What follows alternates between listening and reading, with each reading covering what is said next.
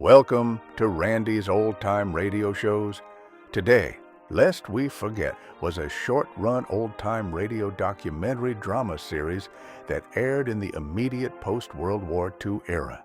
Produced in 1946, the series was designed as a memorial and reflection on the war effort, aiming to preserve the stories, sacrifices, and lessons of World War II for the American public. So let's take a look back at what America thought of World War II.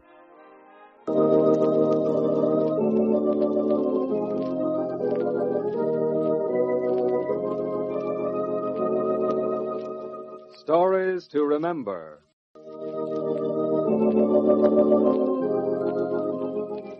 Stories of people, stories of human dignity and decency, told by some of America's outstanding storytellers. Today we present J. Jostin in Watch That Play, Little Man, by Joe Archibald.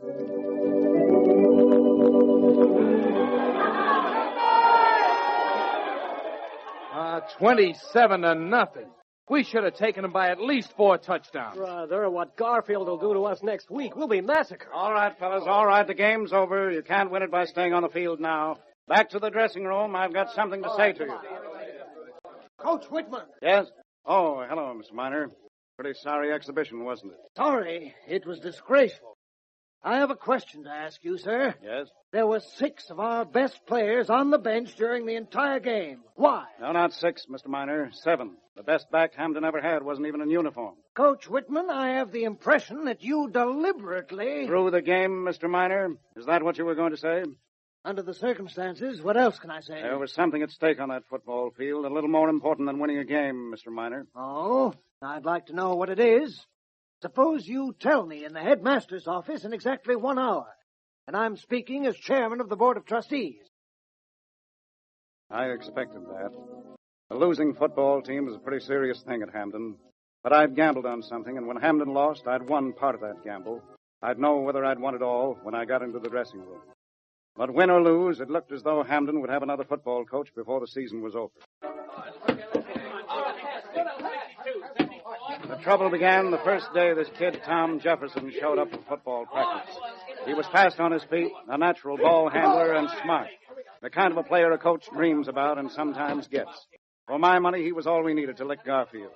Not everyone felt that way, though. If you ask me, Hampton's letting the bars down too far this year. Listen, Jefferson won't last a month on or off the football field. Take it from me. Yes, and just how are you going to get rid of him, Huck? Get rid of him. In our own way, of course. In our own way.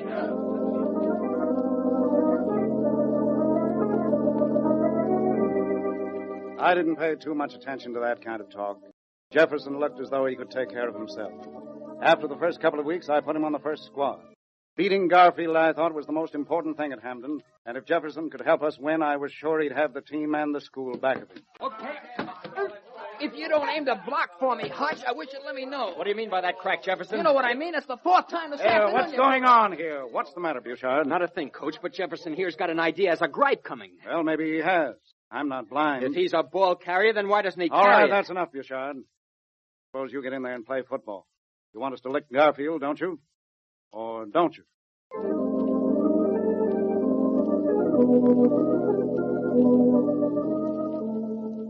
It didn't do any good. Every time Jefferson carried the ball, something happened to his blocker. Either they got in his way or folded like wilted lily, and he hit the line alone. The kid was good. Once when the line stopped him, he reversed his field and went through the whole team for a touchdown, alone. Then they got him on the next play. I had to help him off the field. I'm all right now, Coach. Thanks. Now, take it easy for a while, Jefferson. Coach, I guess it'd be the best thing all around if I just stopped playing football with... Oh, now, wait a minute, Tom. I'll talk to the boys. I'd like to play, but... Well, I came here for an education. That's most important, and I don't want to cause any... I see. I don't like to kid myself, Coach. Football's just no go for a Negro here at Hampton. Thanks for everything. I'll turn in my uniform.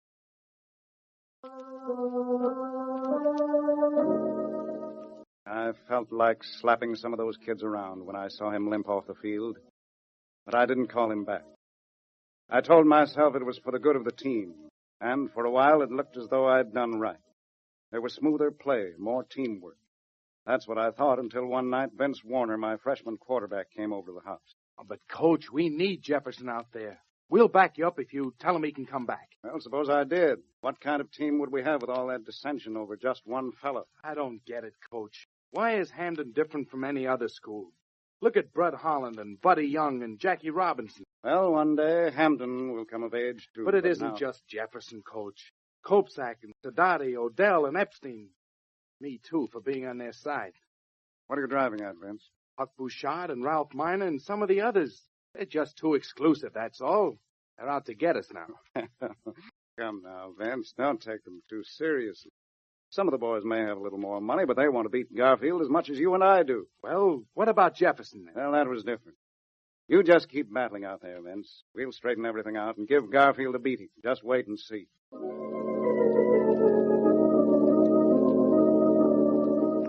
That's what I said, but after Vince left, I sat there thinking that a man could love truth and justice, and at the same time not be equal to living them. A man had his obligations, his family, his future to think of. After all, I was hired as a coach, not as a social reformer or a professor of psychology. All I had to do was put a football team on the field.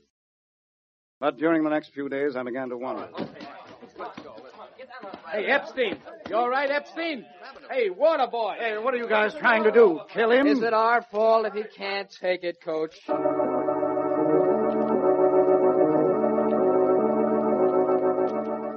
Kopsak at guard got the same treatment, and Sadati at end. There was nothing I could put my finger on except that it never seemed to happen to any of the exclusives. I let it ride until we played Drexel in the first game of the season. The score should have been 40-0. The best we could do was 13-0. The team wasn't working together. I called Huck Bouchard and Ralph Miner into my office. But it was just the first game of the season, and we won, didn't we? Sure, but Garfield beat Drexel 46-0. Oh, it's just luck, that's all, Coach. Just luck. Now, look, fellas, suppose we talk turkey. What's going on? Well, Coach, there's a lot of dead wood in the line this year. Yes? Who, for instance? Well, take fellas like Sadati and Kopsak, Odell and Epstein, for instance. And while we're on the subject, Vince Warner in the backfield. You fellas really think we'd have a better team with those fellas on the bench, don't you? Sure. Well, they don't really belong here at Hamden, you know that, Coach. Well, parents pay the tuition, but, well, you know what I mean. No, not quite. Keep talking. Huck's right, Coach. Hamden has a tradition. What do guys like them care about it? They're just here to get what they can out of the school. You fellas ever take a look at Garfield's lineup? Here, listen. O'Brien, Thorwaldson, Kowalski, Smith, Pravilla, Goldberg. Does that mean anything to you? Sure. Garfield will take anybody. What's that got to do with Hamden? No kidding, Coach. You get rid of some of those guys on the squad, and we'll have a team that'll pull together. That'll smear Garfield from pillar to post. And we'll do it the Hamden way.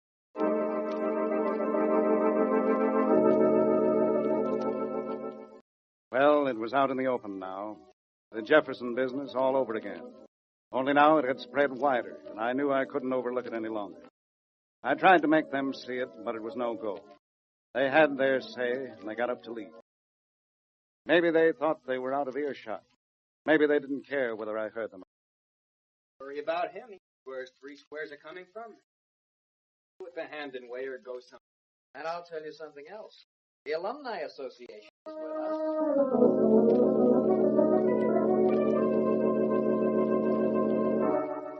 There was a sting in that crack that lasted all week. The team loafed through scrimmage. There were nasty cracks going back and forth. It wasn't a team at all, but a pack of cats and dogs. I made my decision. Friday afternoon, before the Exxon game, I called the team together. Okay, everybody, over here. Coach wants to talk to us. All right, fellas, now let's simmer down. I've got the lineup for the Exxon game. Good, let's have it. Come on. What is it? The backfield is the same as against Drexel last week, except that Jackman goes in at quarterback for Warner. The line, Russell in place of Greeno, White in place of Kopsak, Beecher in place of Odell, Porter in place of Epstein, Adams instead of Sadat. Sounds like a good team. And just remember one thing. Garfield beat Exxon last week by a score of 41-0. You've got to do at least that well, or Garfield's going to lick us next week. So it's up to you. Oh, we can do it now, Coach. Okay, now take your showers and get plenty of sleep tonight. You're due in the dressing room at 1:30 sharp tomorrow. Like it, Bouchard? Couldn't be better, Coach. We'll wipe the field with Exxon. You don't have a thing to worry about, Coach. Exxon is in the bag.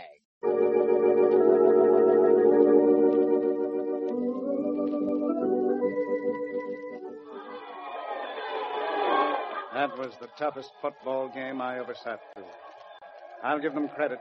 The exclusives played better than they ever did before and fought like wildcats. But Exxon tore our line to pieces.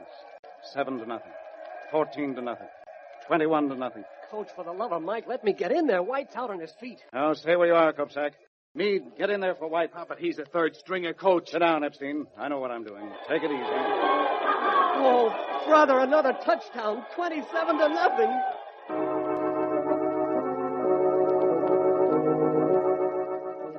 It was as simple as that and as difficult. The exclusives wanted an exclusive team, and I gave it to them. And Hampton lost, 27-0. There was a lesson in it, and I wondered if they had learned it. If not, well, I wouldn't have much to say to Mr. Miner and the headmaster. I stood for a moment before the dressing room door and opened. Okay, what are you sitting there for? Go ahead and say it. You, Sadati, Epstein, Hopesack. You, Warner. Go ahead. You've got us over the barrel. Bang away. What do you expect us to say, Bouchard? Maybe you think it was fun sitting on that bench, watching Exxon beating the tar out of us. Zach, did you say us? Sure, he said us. Hamden. That's us, too. I don't get it. We lost a game for Hamden. You guys didn't even get in, and you're saying us. What's so hard to understand? Us, Odell, Kopsak, Epstein, Sadati. You guys. The team. That's Hamden. That's us. Not going to do anything about it? Yeah, I'm going to turn in my uniform. Studying comes too hard for me if all I do is sit on the bench. Yeah, and I won't be around much longer either. I'm putting into a transfer to another school. Hamden's too exclusive for me. Fellas, you can't do that. We need you. If you guys leave, Garfield will... Look, we're sorry. Ralph, I, and all the others. We made a mistake. Right. Now, don't take it out on Hampton. You guys have to stay. We got to beat Garfield. Okay. What about Jefferson? Jefferson? Why not? Hamden? Sure. If we're going to beat Garfield, we'll need everybody we can get. I closed the dressing room door. They didn't need me, and I didn't have to make a speech. I started for the headmaster's office, and I wasn't worrying about Mr. Miner. He'd understand now. I was thinking about the Hamden lineup for the Garfield game next week. Jefferson, Warner, Epstein, Sadati, Kopsak, Reno, Bouchard, Odell, Lumsden, Williams. Their names sounded like music. Good American music in my ears. I don't know whether we'll beat Garfield, but I do know we'll put the best team, the very best team we have on the field against them. And I have a hunch. Yes, sir, I have a hunch.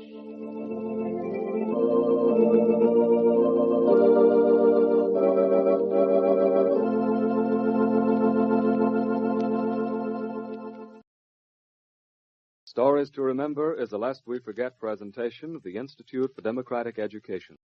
It is offered as a reminder that democratic safeguards against discrimination and prejudice are among our major bulwarks against communism, fascism, or any other form of tyranny.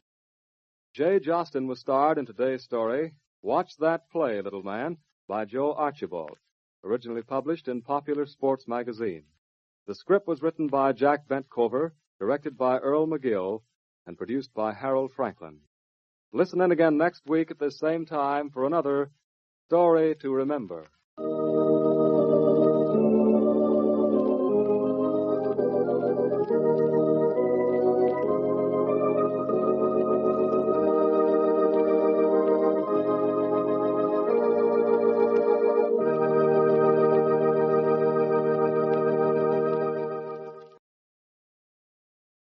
Well, folks, that's all for this episode here on Randy's Old Time Radio Shows. Now, bringing these golden oldies back to life takes no small amount of time and effort from our good friend Randy, cleaning up the audio, converting the files, and making sure each show has the best audio possible.